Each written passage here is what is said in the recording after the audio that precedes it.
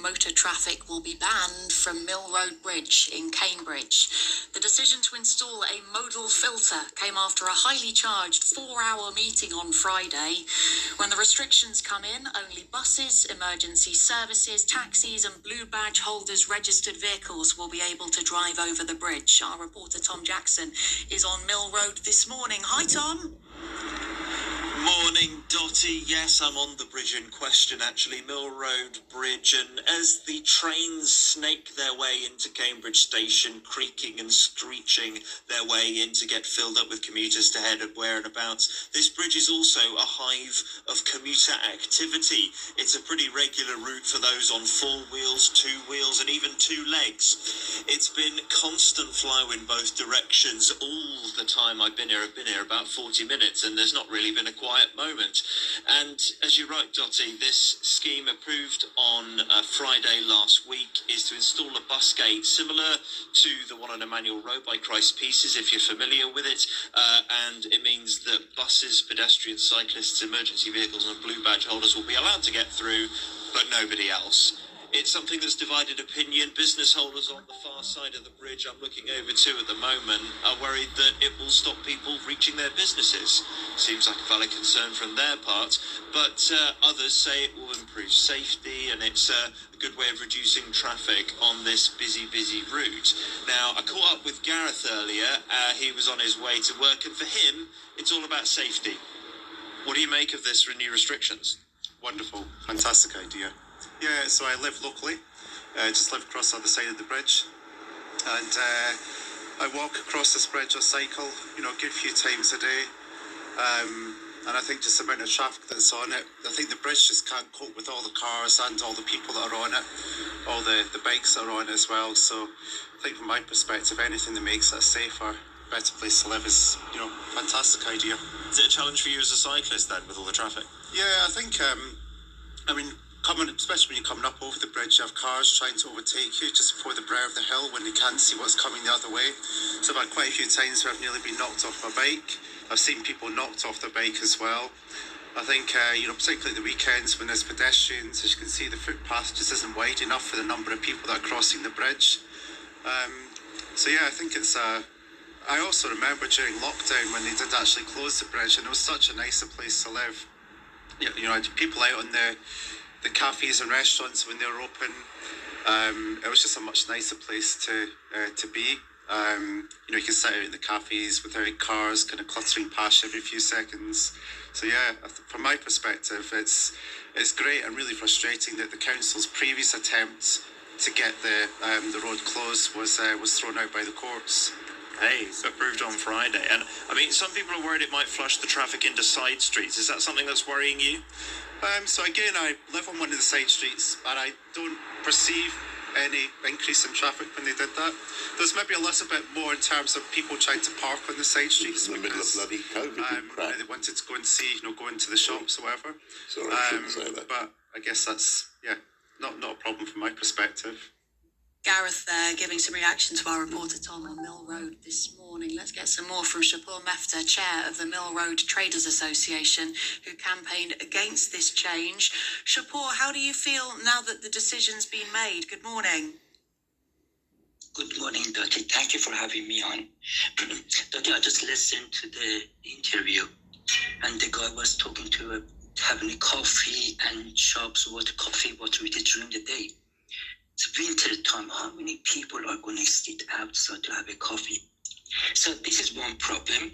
This first thing is traders are not happy. Day before the meeting, we went out, asked 90 traders if they're happy with this decision to go ahead. And they were not happy. They said 85 of them said, no, you're going to think about it, and we might have to make a hard decision to do something about it. But it was a meeting, 4 hours meeting. I was there, listening to them, but it wasn't clear at all what they're going to do about the disabled people, the carers, where is the data. And this was already made a decision which was on the table. We just looked at it and we said, okay. Even one of the county councillors, she said, I remember coming to the Mill Road when it was winter fair. So that shows none of them they knew what's happening. They just wanted to pass this TRO. Okay, well, let's get some reaction to that from Councillor Henry Batchelor, who's also with us. Good morning, Councillor Batchelor. Morning. Elected Chair of the Special Highways and Transport Committee on Cambridgeshire County Council. Was this a done deal, even before the meeting started? No, absolutely not. We had a recommendation from officers put in front of us to implement the traffic regulation order to apply the modal filter. I think, as your previous speaker just said, we had a meeting which lasted around 4 hours. We heard from 20 members of the public. We had information put in front of us by the county council officers, and then councillors came to a clear and balanced decision based on the pros outweighing the cons. How confident are you that you're on the right side of history here, that you've made the right call? Well, I mean, we're confident. I've every faith in the decision that has been made, and one part of the decision as well is that the data will be reviewed after a set amount of time, so that we can see if the TRO that's now been implemented has had a positive or a negative impact.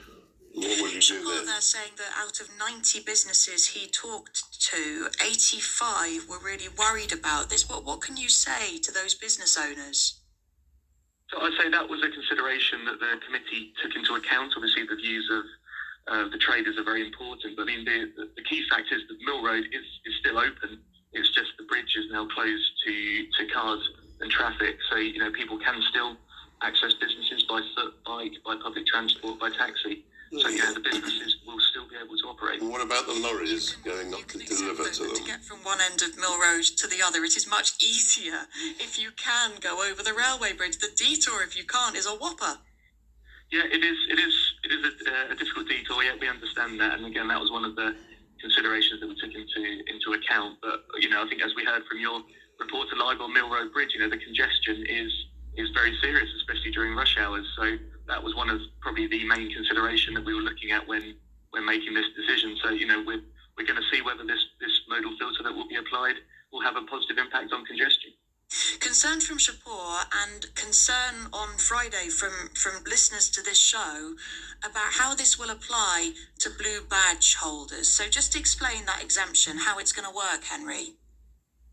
So people that have a blue badge are able to they're able to register 2 vehicles, whether it's theirs or say someone like a carer, for example, that might be there to support them.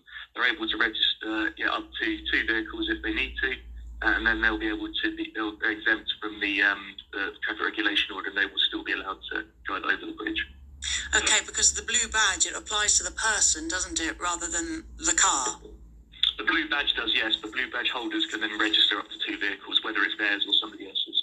Okay, and will there be any special consideration given to blue badge holders who might need more vehicles to be registered on their blue badge? Yeah, so the county council has a process where people can apply for a further exemption if they aren't, sort of covered by the statutory exemptions, and then that will be looked at on a case-by-case basis, and the county council has ultimate discretion on that. Okay, hopefully that's a bit of clarity for people concerned about that issue. When will this change be brought in, Henry? Are we looking before or after Christmas? So it's going to be fairly swift. So the work actually on the bridge to install the cameras, put signage up, etc., will be starting next month in November. We're expecting that to be finished by December with implementation and the cameras going live in January.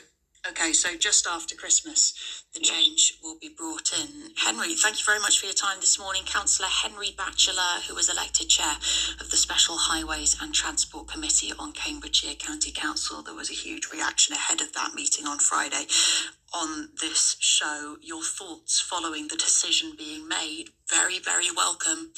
Call 08000 85 95 96. Will this make a difference to your life?